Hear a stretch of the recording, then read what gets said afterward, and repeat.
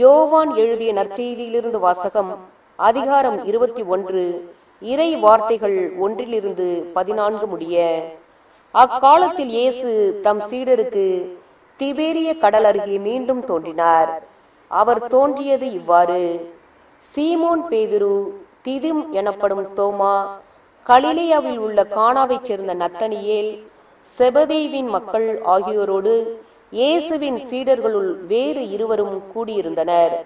அப்போது சீமோன் பேதுரு அவர்களிடம், நான் மீன் பிடிக்கப் போகிறேன் என்றார். அவர்கள், நாங்களும் உம்மோடு வருகிறோம் என்று போய் படகில் ஏறினார்கள். அன்று இரவு அவர்களுக்கு மீன் ஒன்றும் கிடைக்கவில்லை. ஏற்கனவே விடியற்காலை ஆகியிருந்தது. இயேசு கரையில் நின்றார். ஆனால் அவர் இயேசு என்று சீடர்கள் அறிந்து கொள்ளவில்லை. இயேசு அவர்களிடம், பிள்ளைகளே, மீன் ஒன்றும் படவில்லையா என்று கேட்டார். அதற்கு அவர்கள் இல்லை என்றார்கள். அவர், படகின் வலப்பக்கத்தில் வலை வீசுங்கள், மீன் கிடைக்கும் என்று அவர்களிடம் கூறினார். அவர்களும் அவ்வாறே வீசினார்கள். மீன்கள் மிகுதியாக அகப்பட்டதால் அவர்களால் வலையை இழுக்க முடியவில்லை. இயேசுவின் அன்பு சீடர் அதை கண்டு பேதுருவிடம், அங்கு நிற்பவர் ஆண்டவர்தாம் என்றார். அதை கேட்டவுடன் தம் ஆடையை களைந்திருந்த சீமோன் பேதுரு ஆடையை இடுப்பில் கட்டிக்கொண்டு கடலில் குதித்தார். மற்ற சீடர்கள் மீன்களுடன் வலையை இழுத்து கொண்டு படகிலேயே வந்தார்கள். அவர்கள் கரையில் இருந்து வெகு தொலையில் இல்லை, ஏறக்குறைய 100 மீட்டர் தொலையில்தான் இருந்தார்கள். படகை விட்டு இறங்கியவுடன் கரியினால் தீ மூட்டியிருப்பதையும் அதன் மீது மீன் வைத்திருப்பதையும் அவர்கள் கண்டார்கள். அங்கு அப்பமும் இருந்தது. இயேசு அவர்களிடம், நீங்கள் இப்போது பிடித்தவற்றில் சில மீன்களை கொண்டு வாருங்கள் என்றார். சீமோன் பேதுரு படகில் ஏறி வலையை கரைக்கு இழுத்தார். வலை நிறைய பெரிய மீன்கள் இருந்தன. அவற்றின் எண்ணிக்கை 153.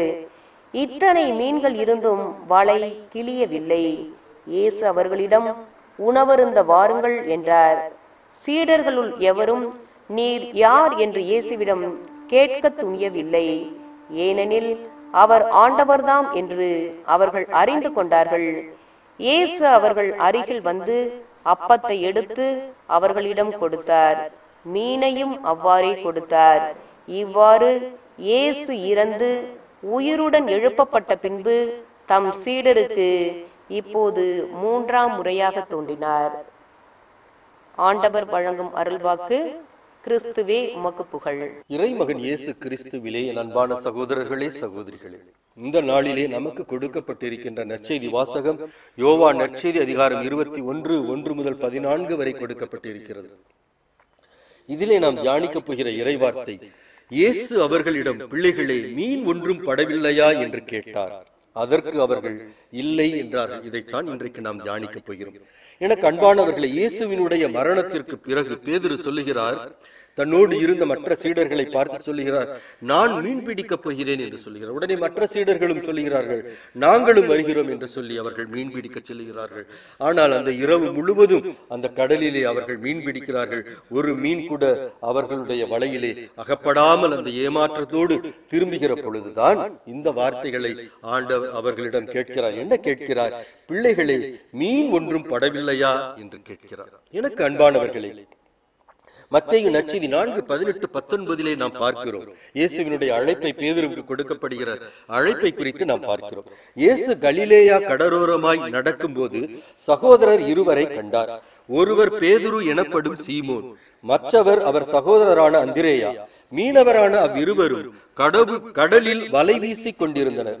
இயேசு அவர்களை பார்த்து, என் பின்னே வாருங்கள், நான் உங்களை மனிதரை பிடிப்பவர் ஆக்குவேன் என்கிறார். பாருங்கள், இவர்கள் மீன் பிடிக்கிற இந்த பேதுருவை ஆண்டவர் அழைக்கிறார், ஒரு அழைப்பு கொடுக்கிறார். என்ன அழைப்பு கொடுக்கிறார்? இனி நீ மீன்களை பிடிக்க வேண்டாம், நீ மனிதர்களை பிடிக்கிறாய், நான் உன்னை மாற்றுகிறேன், வா என்று சொல்லுகிற பொழுது அவர்கள் எல்லாவற்றையும், படகு வலைகளை எல்லாம் விட்டுவிட்டு அவரை பின்தொடர்கிறார்கள். எனக்கு அன்பானவர்களே, ஆனால் இப்படியா இயேசு ஒரு அழைப்பை கொடுத்தார் பேதுருவுக்கு? என்ன அழைப்பை கொடுத்தார்?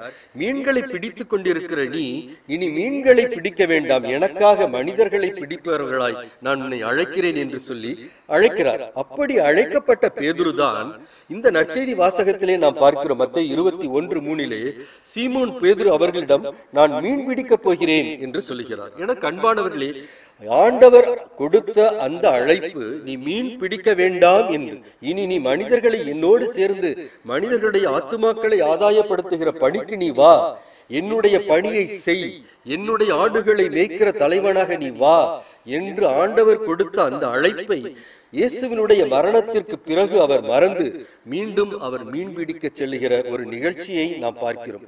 அப்படி செல்லுகிற பொழுது இரவெல்லாம் அங்கே என்ன நடக்கிறது? அந்த இரவெல்லாம் அவர்கள் அந்த கடலிலே அலைந்து ஒரு மீனும் அகப்படாத ஒரு நிலையை பார்க்கிறோம். ஆண்டவர் ஒரு அழைப்பு கொடுத்தார்.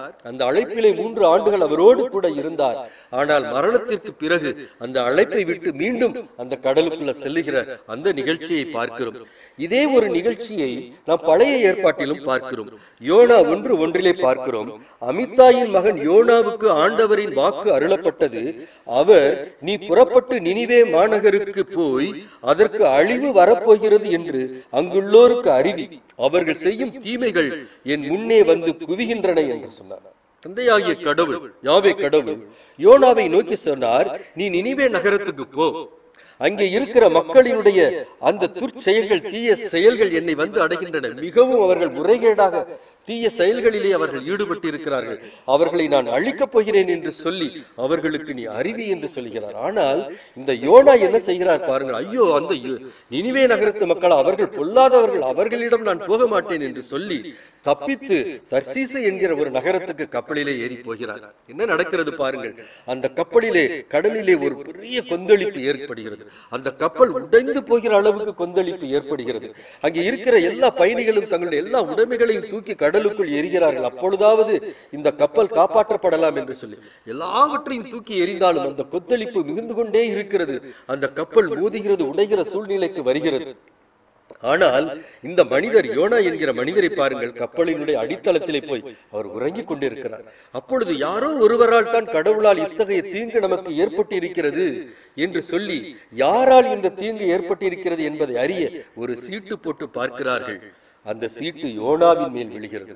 அந்த யோனாவை எழுப்பி கேட்கிறார்கள், நீ யார், எங்கிருந்து வருகிறாய், எதனால் இப்படி நகழ்கிறது என்று கேட்கிற பொழுதுதான் அந்த யோனா சொல்லி, நான் ஒரு எபிரேயன், ஆண்டவர் என்னை நினிவே நகருக்கு நான் அனுப்பினார், ஆனால் தப்பினான், இங்கே வந்தேன், என்னால் தான் இந்த கொந்தளிப்பு, என்னை தூக்கி கடலுக்குள் போடுங்கள் என்று சொல்லுகிறார். அப்படியாக அவரை தூக்கி கடலுக்குள்ளே போடுகிற பொழுது அந்த கொந்தளிப்பு அடங்குகிறது. அங்கே மீன் ஒன்று அவரை, அந்த யோனாவை விழுங்கி 3வது நாள் அந்த கரையிலே, நினிவே நகரத்தினுடைய கரையிலே கக்கிறார். ஆகவே அன்பானவர்களே, ஆண்டவர் நம் ஒவ்வொருவருக்கும் ஒரு அழைப்பை கொடுக்கிறார். நாம் எல்லோரும் போல, இந்த பேதுருவை போல, யோனாவை போல ஆண்டவர் கொடுக்கிற அழைப்பில் இருந்து எப்படியாவது தப்பித்து ஓடிவிடலாம் என்றுதான் நாம் நினைத்துக் கொண்டிருக்கிறோம். நமது மனைவி, நமது மக்கள், நமது குடும்பம், இதை கடந்து நம் ஒவ்வொருவருக்கும் ஆண்டவர் ஒரு அழைப்பை வைத்திருக்கிறார். நம்மளில் அநேகம் பேர் ஆண்டவர் கொடுக்கிற அழைப்பை எப்படியாவது தப்பித்து ஏதாவது ஒரு சாக்கு போக்கு சொல்லி ஆண்டவருடைய அழைப்பை ஏற்காத மக்களாகத்தான் இருந்து கொண்டிருக்கிறோம். ஆண்டவருடைய அழைப்பை நாம் ஏற்கிற மக்களாக இன்றைக்கு ஆண்டவர் நம்மை அழைக்கிறார். பாருங்கள், ஒவ்வொருவருக்கும் ஒவ்வொரு விதமான அழைப்பை ஆண்டவர் கொடுக்கிறார். பாருங்கள், சவேரியாருக்கு ஒரு அழைப்பை கொடுத்தார். அவர் தன்னுடைய பிறந்த நாட்டை விட்டு இந்தியாவிற்கு வந்து எத்தனை நகரங்களுக்கு சுற்றி அவர் அநேக ஆத்துமாக்களை அவர் ஆதாயப்படுத்தினார். அன்னை தெரசாவுக்கு ஒரு அழைப்பை கொடுத்தார். சேரி சேரியாக, ஊர் ஊராக, கிராமம் கிராமமாக சென்று ஏழை எளிய மக்களை, இறக்கிற தருவாளை இருக்கிற, நோயிற்று இருக்கிறவர்களை, தொழுநோயிற்று இருக்கிறவர்களை தொட்டு எடுத்து கழுவி தூய்மைப்படுத்துகிற அந்த ஒரு பணியை அவர் கொடுத்தார். குழந்தை தெரசாளுக்கு பாருங்கள், அவர் தன்னுடைய அறையை விட்டு 4 சுவர்களை விட்டு வெளியே செல்லவில்லை. அதற்குள்ளாக இருந்த ஆண்டவருடைய அழைப்பை ஏற்று அவர் பணிபுரிந்தார். நமக்கு சொல்லுகிறார்கள், சவேரியார் மனம் திருப்பிய ஆன்மாக்களுக்கு சமமாக குழந்தை தெரசால் ஆத்மாக்களை ஆதாயப்படுத்தினார் என்று சொல்லி. ஆகவே நமக்கு கொடுத்திருக்கிற அழைப்பு ஏதோ ஒரு மேடையிலே நின்று ஒரு மைக்கை பிடித்துக் கொண்டு ஆண்டவரை அறிவிக்கிற ஒரு அழைப்பு என்றுதான் எல்லாம் நினைக்கிறார். அது ஒரு அழைப்பு, அது மாத்திரமான அது ஒரு அழைப்பு. ஆகவே இங்கே 3 விதமான அழைப்புகளை நாம் பார்க்கிறோம். சவேரியாருக்கு கொடுக்கப்பட்ட அழைப்பு, அன்னை தெரசாளுக்கு கொடுக்கப்பட்ட அழைப்பு, குழந்தை தெரசாளுக்கு கொடுக்கப்பட்ட அழைப்பு, ஒவ்வொன்று ஒவ்வொரு விதமாக இருக்கிறது. இந்த நாளிலே ஆண்டவருடைய பாதத்தில் அமர்ந்து, ஆண்டவரே, நீர் எனக்கு என்ன அழைப்பப்பா கொடுத்திருக்கிறீர், உமது சித்தம் என்ன எனக்கு வெளிப்படுத்தும் என்று சொல்லி கேட்டு ஆண்டவருடைய ஒரு கருவியாக, ஒரு சவேரியாராகவோ அன்னை தெரசாகவோ அல்ல குழந்தை தெரசாலாகவோ ஒரு ஆண்டவருடைய கருவியாக நமது வாழ்நாளிலே ஆண்டவருக்கு நமக்கு ஒப்புக் கொடுக்கவில்லை என்று சொன்னால், ஆண்டவர் ஒரு நாள் கேட்பார், மகனே மகளே, உனக்காக நான் என் ஜீவனை கொடுத்தேன், நீ எனக்காக என்ன செய்தாய் என்று கேட்கிற பொழுது ஆண்டவருக்கு ஒரு பதிலும் சொல்ல முடியாத மக்களாய் நாம் இருப்போம். அன்பானவர்களே, இன்றைக்கு ஆண்டவர் கொடுப்ப அந்த பேதுரு எப்படி ஆண்டவருடைய அழைப்பை விட்டு விட்டு ஓடினாரோ, இந்த யோனா ஆண்டவருடைய அழைப்பை விட்டு விட்டு ஓடினாரோ, ஆனால் ஆண்டவர் எல்லோரும் அவர்கள் எல்லாம் மீண்டும் கொண்டு வந்து சேர்த்தார். விட்டு விட்டு போன அந்த பேதுருவைத்தான் திருச்சபையினுடைய தலைமை பணியாளராக ஆண்டவர் நியமித்தார். அதே யோனா மீண்டும் நினிவே நகரத்துக்கு வந்து ஆண்டவர் கொடுத்த பணியை நிறைவேற்றினார்.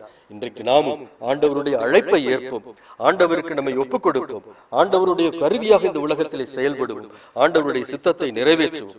நம்மை ஒப்புக்கொடுத்து ஜெபிப்போமா? எங்கள் அன்பான ஆண்டவர், எங்களை படைத்தவரே, உண்மை உள்ளவரே, எங்களை அழைத்தவரே, மாறாதவரே, உமக்கு நன்றி செலுத்துகிறோம் ஆண்டவரே. எங்கள் ஒவ்வொருவருக்கும் நீர் ஒரு அழைப்பை கொடுத்திருக்கிறீர் ஆண்டவரே. அந்த அழைப்பை விட்டு விட்டு ஓடுகிற மக்களாக நாங்கள் அநேகர் இருந்திருக்கிறோம் ஆண்டவரே. எங்களை மன்னியும். உமது அழைப்பை ஏற்கக்கூடிய பலத்தையும் நீரே கொடுக்கும்படியாய் நாங்கள் செபிக்கிறோம் ஆண்டவரே. உமது கருவியாய் இந்த உலகத்திலே நாங்கள் வாழ்ந்து மரிக்கும்படியாய் நாங்கள் செபிக்கிறோம் ஆண்டவரே. ஏதாவது ஒரு விதத்திலே உமது பணியை செய்யக்கூடிய அந்த அரிய பாக்கியத்தை எங்களுக்கு நீர், அந்த வாசலை எங்களுக்கு திறந்து விடுவப்பா. அந்த வாசலை நீர் எங்களுக்கு காட்டும் ஆண்டவரே. உமக்காக நான் என்ன செய்ய வேண்டும், இதோ நான் சித்தமாயிருக்கிறேன் அப்பா. என் பணியை யார் செய்வார்கள் என்று நீர் கேட்டீரே அப்பா. உமது பணியை செய்ய இதோ இந்த நாளிலே நான் என்னை ஒப்புக் கொடுக்கிறேன் ஆண்டவரே. உமது பணியை செய்ய என்னை தகுதிப்படுத்தும் ஆண்டவரே.